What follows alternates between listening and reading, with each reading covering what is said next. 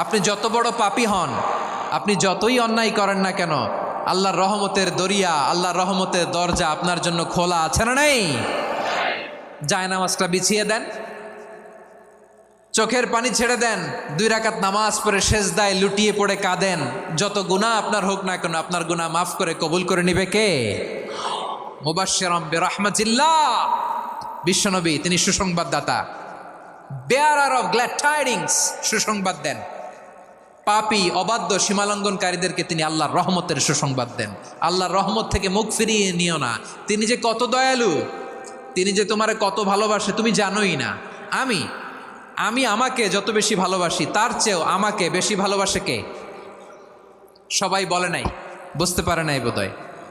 আমি আমাকে যত বেশি ভালোবাসি তার চেয়েও আমাকে বেশি ভালোবাসে কে?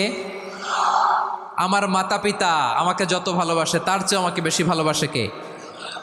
আমার প্রিয়তমা স্ত্রী আমাকে যত বেশি ভালোবাসে তার চেয়ে আমাকে বেশি ভালোবাসে কে?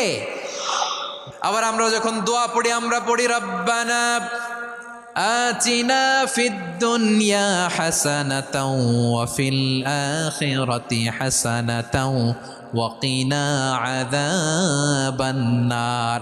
আল্লাহ দুনিয়ার কল্যাণ দাও, আখিরাতের কল্যাণ দাও, জাহান্নামের আগুন থেকে বাঁচিয়ে দাও। পড়ে আমিন।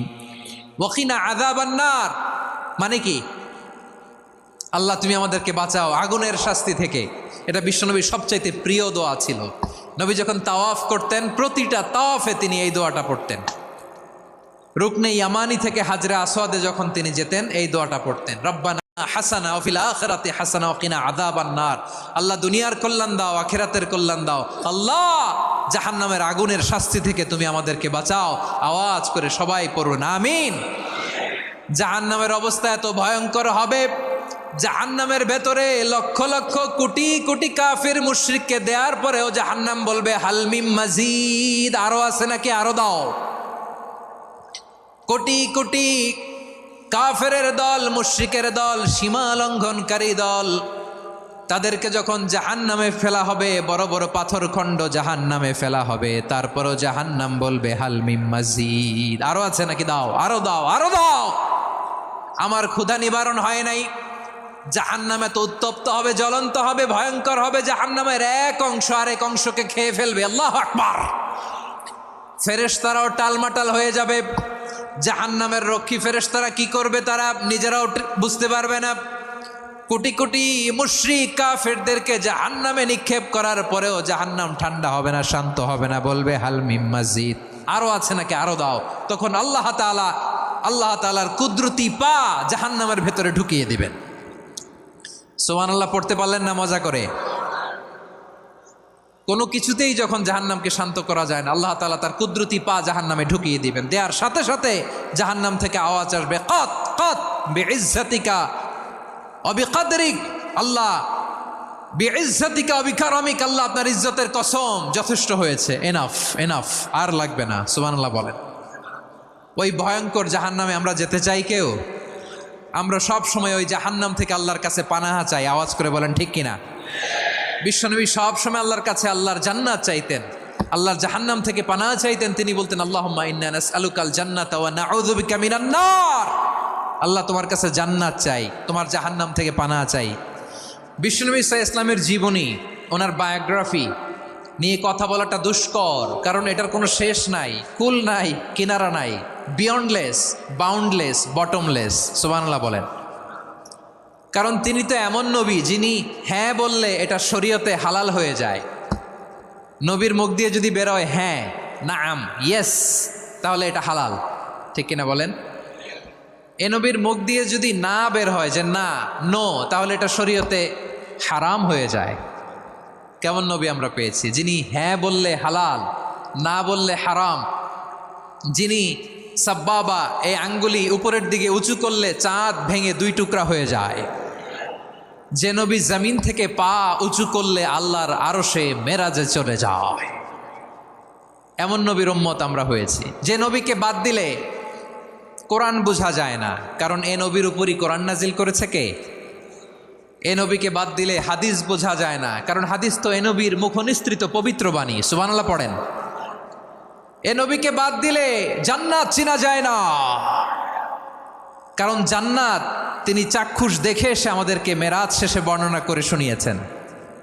এ নবীকে বাদ দিলে জাহান্নাম চেনা যায় না, এ নবীকে বাদ দিলে আমার রবকে চেনা যায় না, ঠিক কিনা বলেন? তো বিশ্বনবীর 5টি বৈশিষ্ট্যের কথা আল্লাহ তাআলা এ সূরাতে উল্লেখ করেছেন। আল্লাহ রাসূল সাল্লাল্লাহু আলাইহি ওয়াসাল্লাম যখন মক্কাতে দাওয়াত দিচ্ছিলেন, মক্কার কুরাইশরা নানাভাবে বিষ্ণু ঈসা ইসলামকে কষ্ট দিচ্ছিল, নানাভাবে ট্যাগিং করছিল, মিথ্যা অপবাদ দিচ্ছিল। কখনো কখনো তারা বিশ্বনবীকে বলছিল মিথ্যাবাদী, কাযযাব।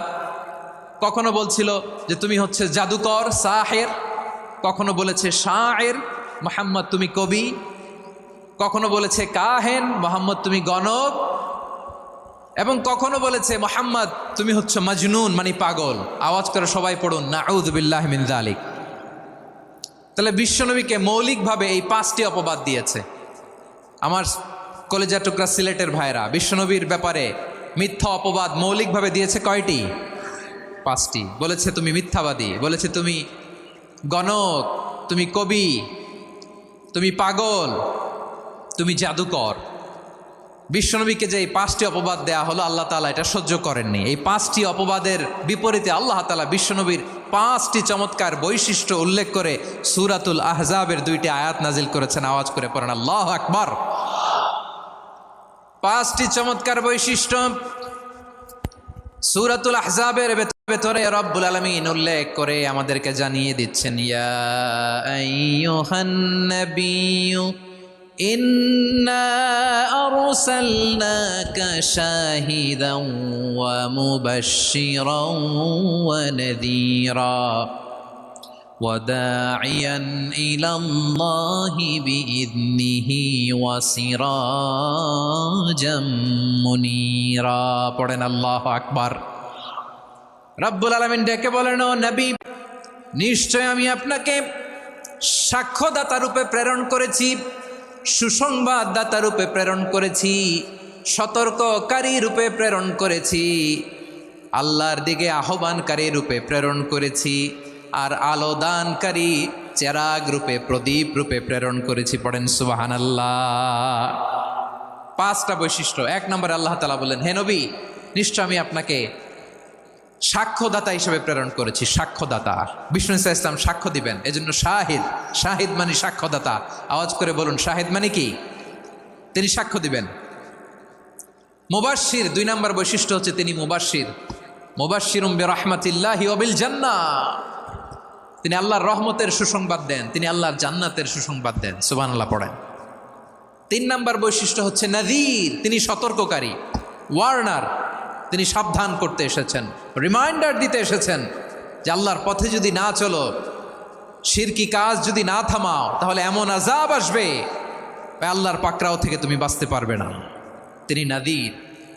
বিষ্ণু ঈসা ইসলামের 4 নম্বর বৈশিষ্ট্য হচ্ছে দাঈয়ান ইলাল্লাহ, তিনি আল্লাহর দিকে আহ্বানকারী। এই যে আমরা আমাদেরকে পরিচয় দেই যে আমরা দাঈ, বলি না? বলি যে উনি হচ্ছেন একজন দাঈ ইলাল্লাহ। বহু বচনে আমরা বলি আদ-দুআত ইলাল্লাহ। এটা কোরআনের এই আয়াত থেকে এসেছে। সুবহানাল্লাহ পড়েন। ওয়া দাঈয়ান ইলাল্লাহি বিইذনিহি, আল্লাহর আদেশে বিষ্ণু ঈসা ইসলাম আল্লাহর দিকে মানুষকে ডাকেন।